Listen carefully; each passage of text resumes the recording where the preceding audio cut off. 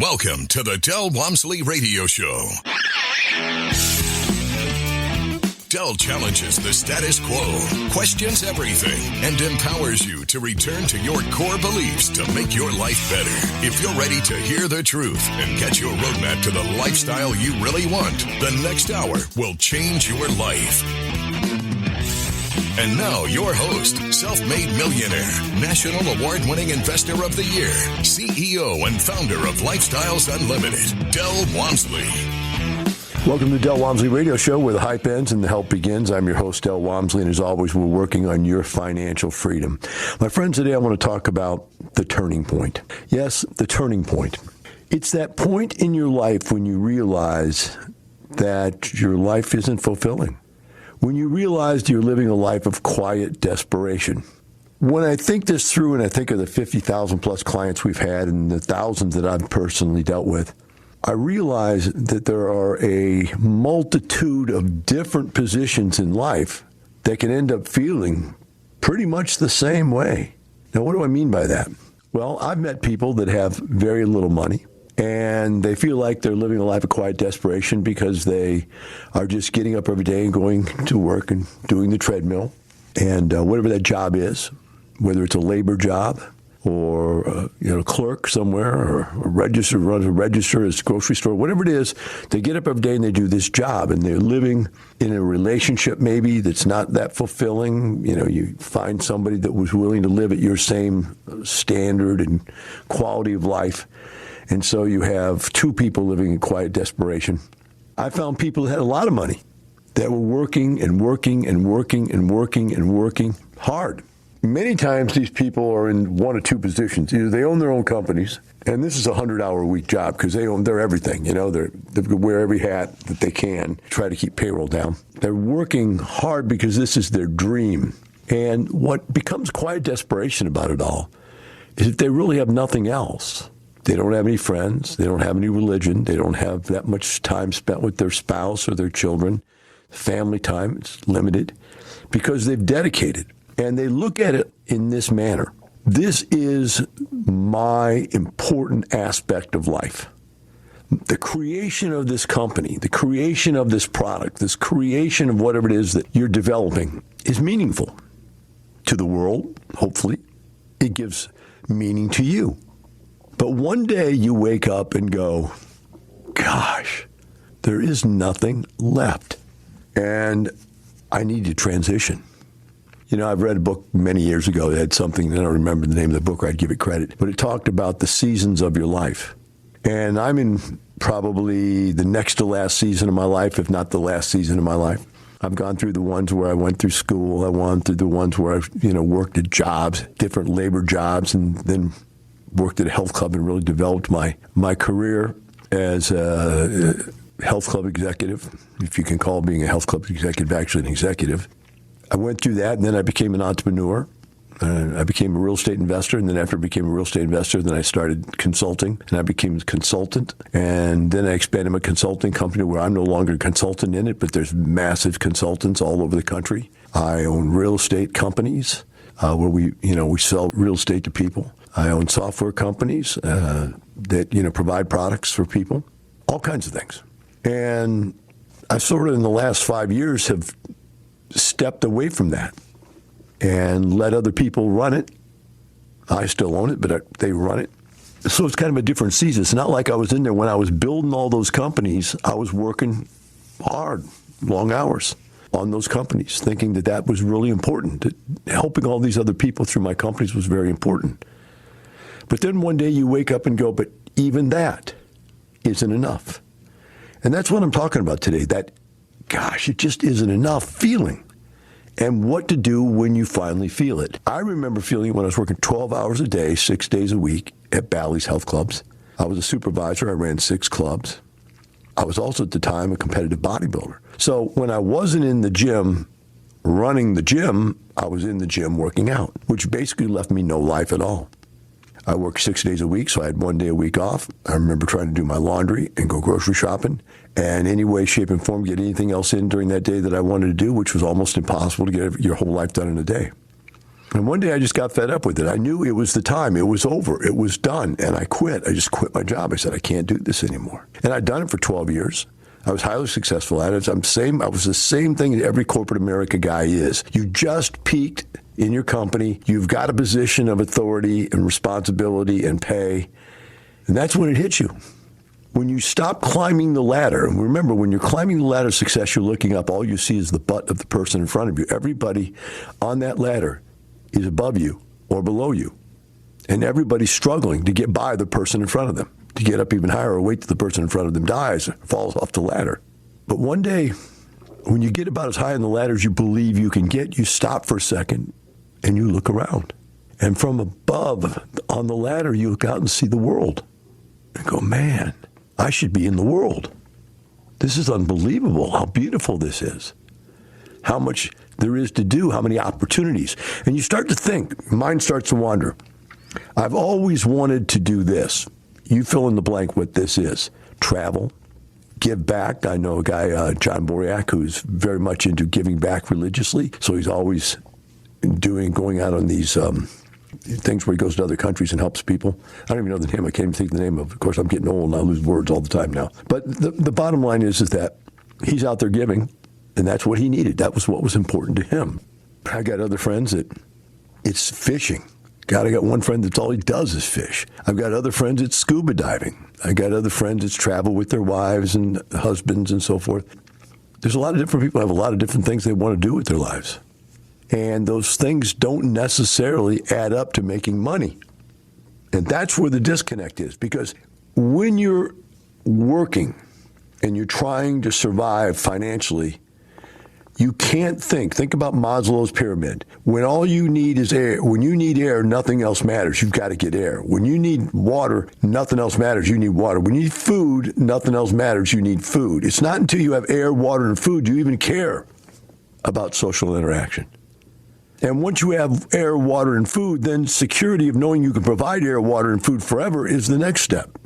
And that's the job. It's the security of knowing I've got a job and I can put food on the table next week, pay for the roof over my head next week. And one day you wake up and you go, even at that level where you're just barely, surviving that life of quiet desperation, whether it's at the top or at the bottom of that ladder, you just turn around and look and see the butts in front of you on the ladder, the ones above you. And remember, when people crap always falls downhill. And when crap goes on in a company, the guys lowest on the ladder get the most of it. That's just the way the world works. And so as you think about this, there you are looking around going, but I see 1,000 other ladders. And I see places I'd like to be and things I'd like to do and people I'd like to meet. But I can't let go of the ladder. I can't take my hands off the rung. I can't climb back down. I'll be going down. I don't know how to measure success. How do you measure success when all of a sudden all you care about is significance? You want to be something, you want to do something that's important in life, but you can't measure that in dollars and cents, can you? A lot of people think they can by starting a company and trying to say that building your own company is significance. The more money you make, the richer you are, the more significant you are. And that probably works for some people. But for others, we need to talk. Del Walmsley on how to live the lifestyle. What would you recommend as an investment strategy, either single family and or multi-family or passive investing? Well, let's take the last question first.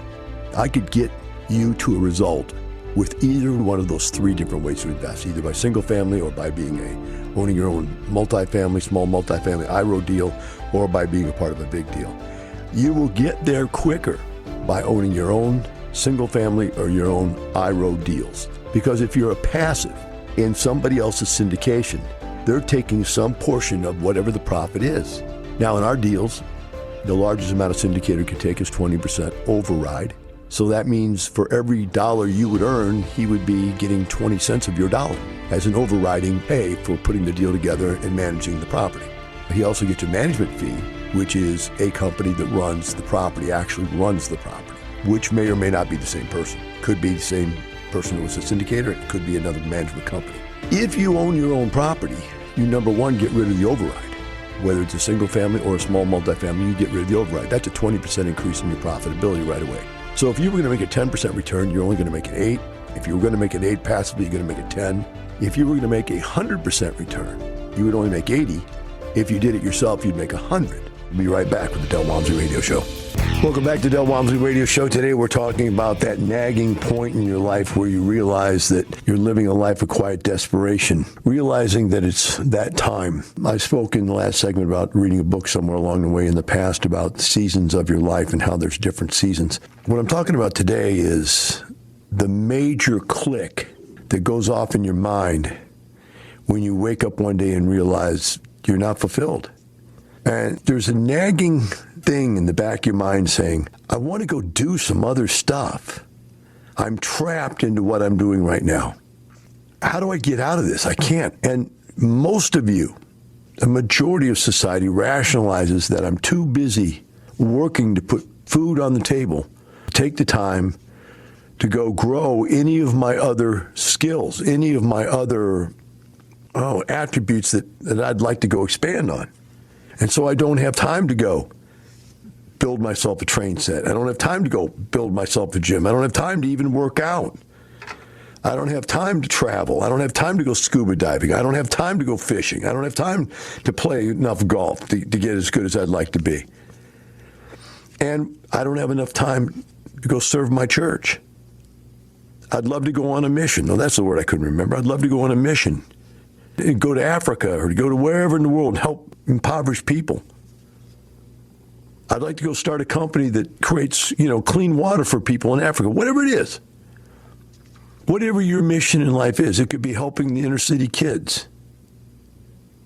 It could just be picking up being a pastor somewhere at a poor church. All those types of missions and passion to go do and help other people can be in you right now, and you can't go out and do what you want to do. You can't give back because you're brainwashed in believing that you have to work long, hard hours. Now, you could just give everything up. You could draw to the vow of poverty. I'm going to just become a monk. I'm going to just give up working and be broke. And then I ask you, how can you give when you don't have? I've never understood this one. All these people that go around and say, I'm helping people because I'm handing out food in a food line. That doesn't make any sense to me. Because the people that are impoverished right there eating at the food line, one of them could stand behind the counter and hand out the soup. So it's dumb as a rock that you think you're helping people by working in the soup line. Now, let's go to work and let's go get some money, make some money, or get a charity together and create a soup line and pay for it. Say, well, I don't have time for that, Del, because I work. Well, couldn't you work at that? Well, it's charity. It's a nonprofit. I see. So you couldn't do that? Well, it won't pay me anything. All right. So now we figured out that these ways don't work. Becoming impoverished and being broke doesn't help anybody. Working your job 50, 60 hours a week and then coming down and standing in the food line doesn't help anybody. You could say, well, I'm on the thing at Christmas where we get toys for kids, Toys for Tots. We've got a Toys for Tots program too. I don't really look at it like I'm saving the world. People are donating toys. I'm not putting anything into that except facilitating a place for them to do it. And then we're handing out the toys. But is there any real meaning in that? What is your passion? Well, after I retired, I had income because I bought rent houses. And because I had rent houses and I had income, I had the ability, without getting up and going to work every day, because I had rental income, which was totally passive, I had the ability to go spend my time to help people. What did I do? I did small seminars out of my house about how to do what I did. That was my passionate give back. Now, it grew into a monstrous business, and it was very fulfilling for years, but even at the end, and it's not over, I still own it, but even towards the end where I decided, you got to stop working all the time, helping these other people because it's just become a job again. And it's a fulfilling job, but it's just a job. And so I went back into buying more real estate and more real estate and more real estate. And I started paying people to consult and mentor people. And so the company grew because it couldn't grow with just me. When it's just me, it can't grow. I can't be any more than one. And now it's hundreds of people working in the company. But still, at that peak, that wasn't enough. I wanted more. And what I'm saying to you is, wherever you're at, whether you're going from being a millionaire to needing to make a change, or you're going from being broke to needing to make a change, you need to make the change. Because I retired at 34 years of age. I'm 65 right now, I think. So I've spent about half of my life retired. That was the halfway point. A lot of people, the halfway point is 50. At 50, they get fed up and quit their job. But most people, and I say most because I have a very small fraction of the world that I can help. 50,000 people sounds like a lot, but it's nothing compared to 400 million people in the United States, whether it's 350 or 400, I don't know the exact number. But it's nothing compared to that. I'm on the radio in 106 stations, I think they told me last time they told me, all over the country. So that helps and touches a lot of people. But still, even with all of that give back, I get the feeling there's more. Now, I remember when I was just working my butt off, making almost no money at all. I really felt the feeling there was more. That I can think about all this I've accomplished in my life after I decided to give up what I had accomplished. So I gave up my business success, a la, if you want to call any work accomplishments you have as success. I gave up my accomplishments to become accomplished. I like that. It's a good little tune. I'll say it again. I gave up my work accomplishments to become accomplished as a human being. Have you ever felt that feeling? Have you ever felt that twinge? Knowing that it's time. When we come back, let's talk about how to transition. Because that's the scary part.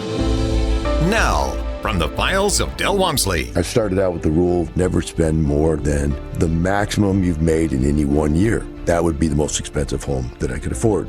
When I was young, I was making $40,000 a year. I bought a $40,000 one-bedroom condo. Later on, when I was making $100,000 a year, I went and I bought myself a $120,000 three-bedroom, two-bath, two-car garage home, brand new from a builder. A little later, I was making, more than $200,000 a year. I bought myself a 4,000 square foot home. When I made $1 million a year, I went and I bought myself a 5,000 square foot, $1 million home. And then later, I bought a $5 million home, but I bought it for half price, like $2.4 million or something like that. That's what I paid for it. It was almost an investment to me, but it was still way less than I'd made in 1 year. So it was all within this conservative take that you don't spend more than 1 year's worth of income in the place you live. We'll be right back with the Del Walmsley Radio Show. Welcome back to Del Walmsley Radio Show. Today we're talking about that nagging point in your life where you realize it's time to change, that you're living a life of quiet desperation. Doesn't matter whether you have money or not. You can have money and still be desperate for something more in your life, for your life to have some meaning. Sometimes this feeling goes on for a long time before people take action on it. Sometimes they never take action on it. But I'm pretty sure that most everybody feels it. Because once you've conquered financial success where you can put food on the table, the next feeling on Maslow's pyramid is significance. Finding significance within your life, within your group. Feeling important within a group. You can't feel important within a group when you work 60, 80 hours a week. You don't belong to anything but that group of work. And there you don't have any value because you're just another rung on the ladder, another person in the hierarchy. All you need to do is figure out if that's important, take a glass of water, stick your finger in it, pull the finger out, and see if there's a hole. If there's no hole, that's how significant you are. If you pull your finger out and there's a giant hole there, then wow, you're significant in this world.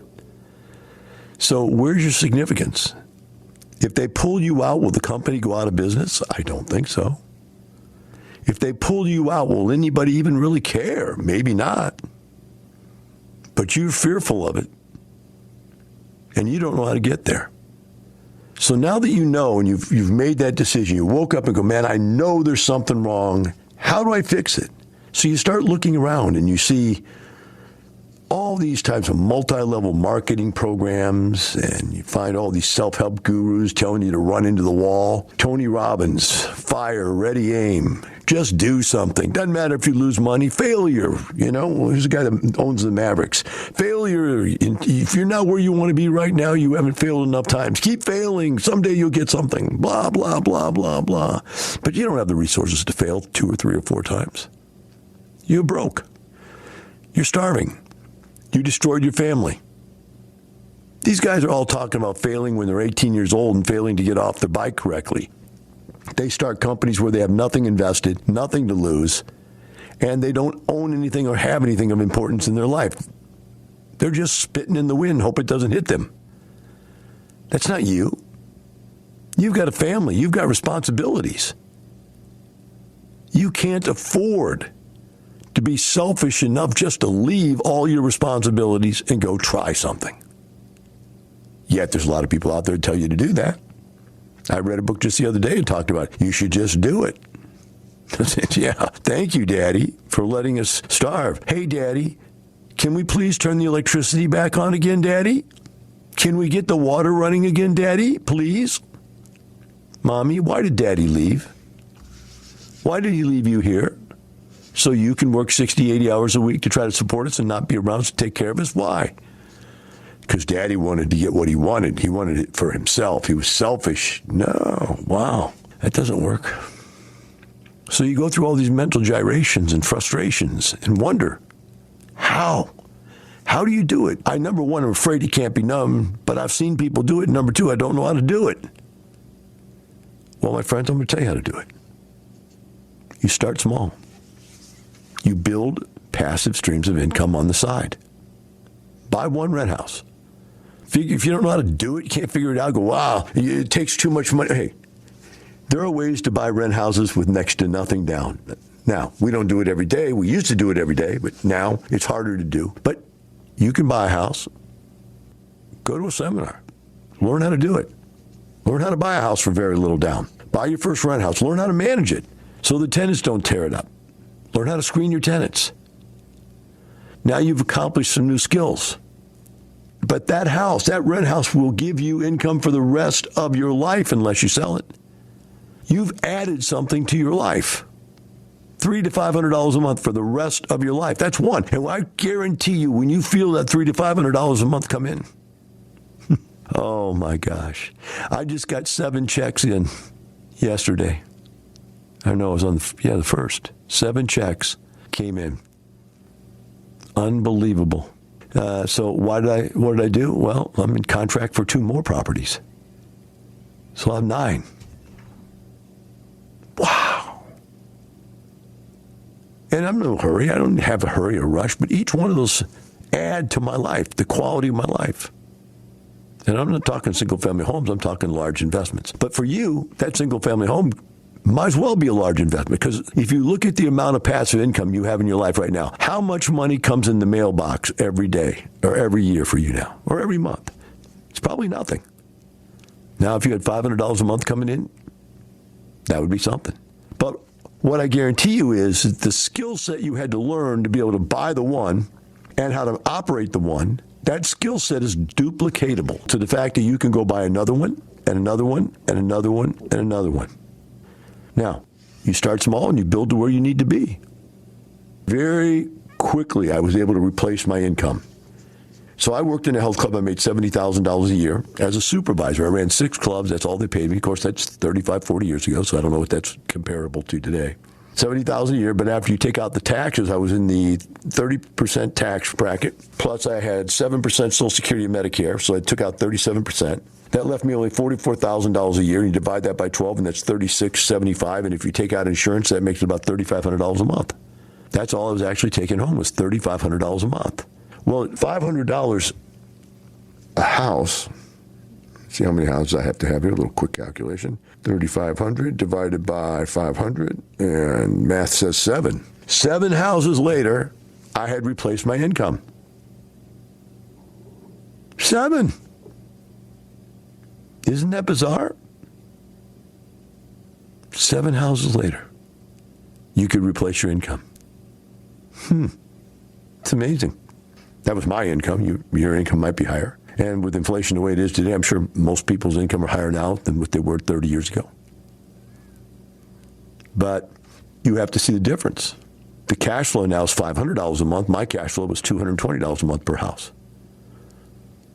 So when you look at this situation, it was just the fact that I'd put in invested a little bit of time to learn how to do something different. That was mine, that I owned. That was my success for me and my family, and not for my bosses and their family and their success and their growth. And you start there. And I started with a couple houses. And I bought one. I got so excited. My broker came back to me and said, "You want to buy any more?" I said, "Yeah, I'll buy 3 more." He said, "Why 3 more?" I said, "That's the end of my cash." It's all I had. And so I bought 3 more that next month. And all of a sudden, at $220 each, I had $880 a month positive cash flow. But I had bought $25,000 worth of equity in each house, so I had made $100,000 in just a month. Then after that, like I said, I'd run out of money. I looked for partners. I got myself a dentist as a partner, and he and I went out and bought 11 houses. He put up the money. I put up all the work. We split the profits.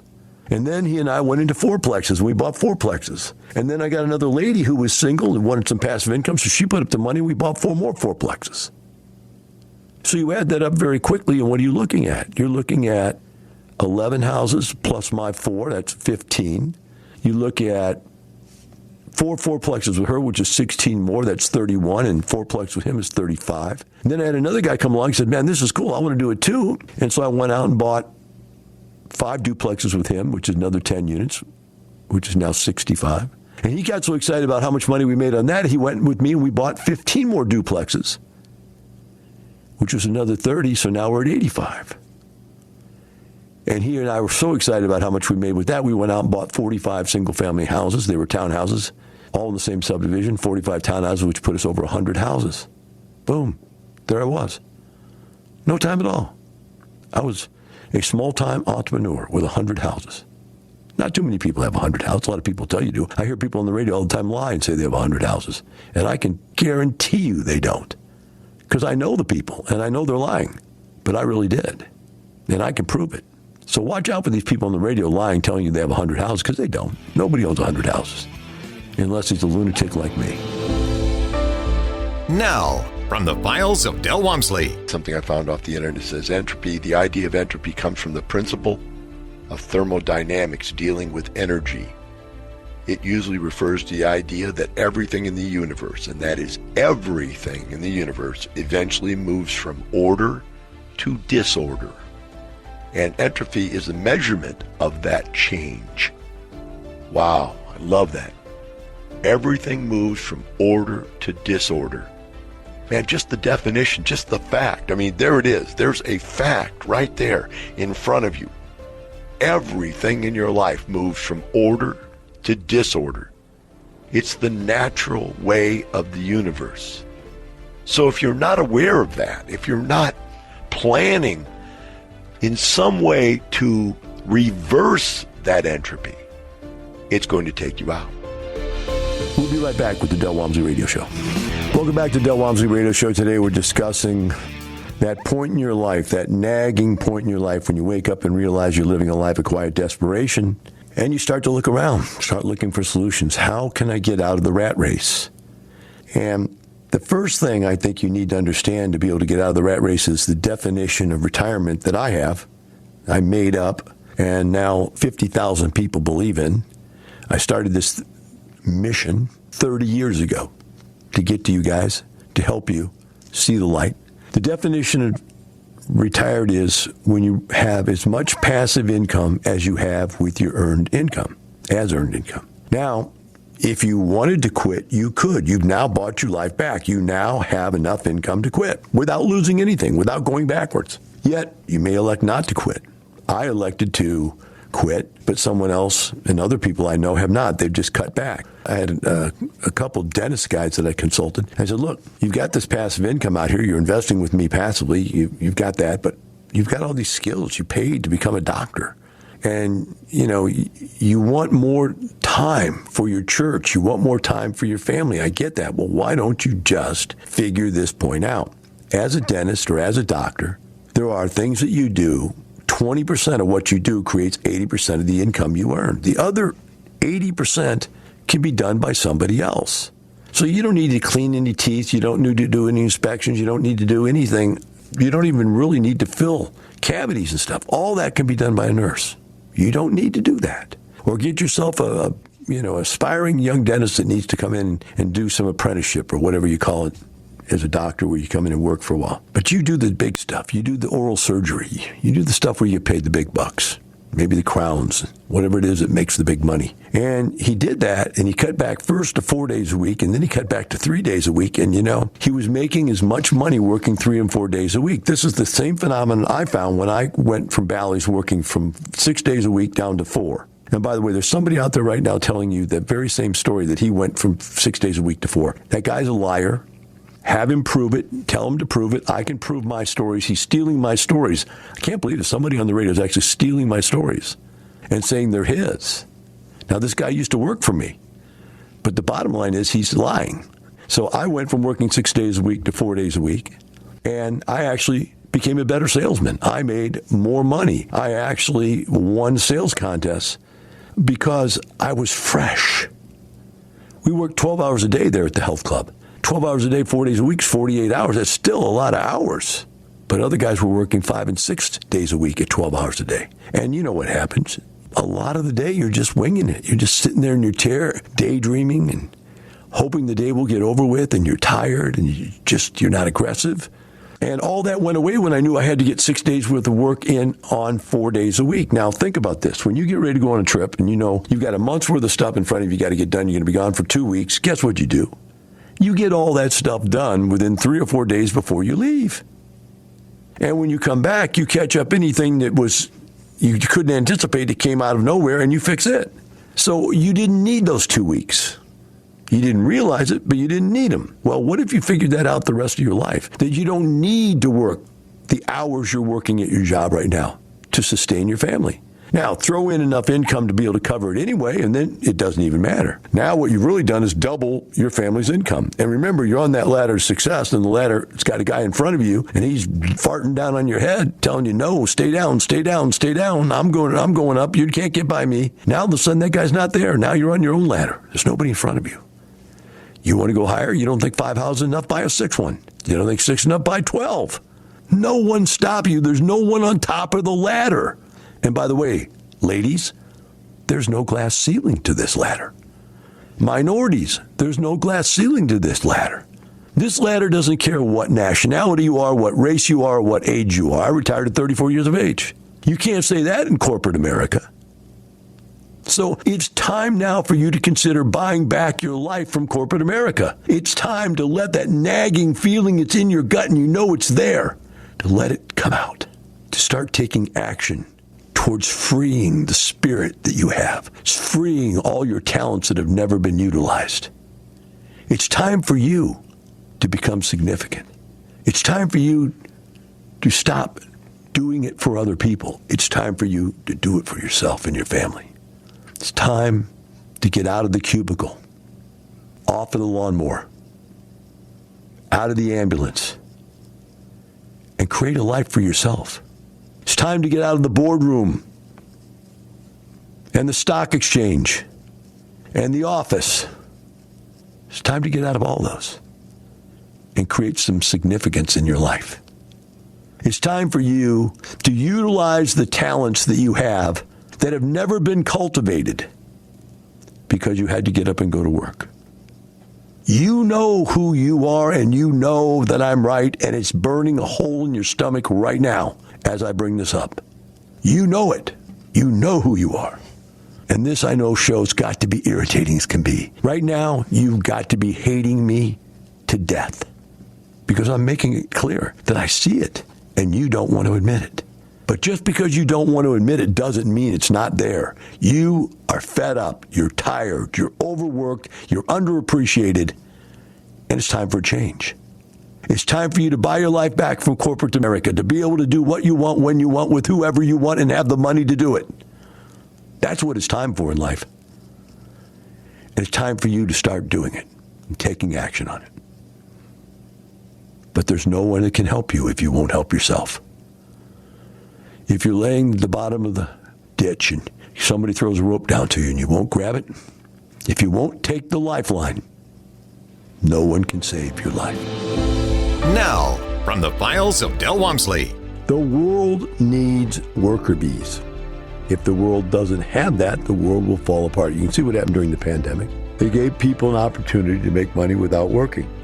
And then they couldn't understand why people wouldn't come back to work. See, we all think that work is essential.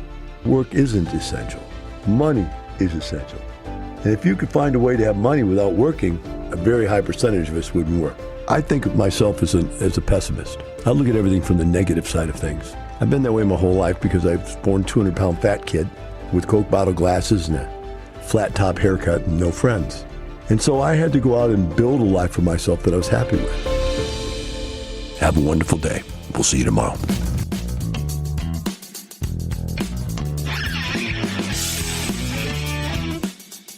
The information and opinions you hear on the Del Walmsley radio show are those of the host, Del Walmsley, his guests, and his callers, and do not necessarily reflect the opinions of this station, its affiliates, its management, or advertisers. The Del Walmsley show is for entertainment purposes only. Please consult a professional regarding your personal investment needs. Nothing presented on the Del Walmsley show constitutes an endorsement, recommendation, offer, or solicitation to buy or sell any product or security.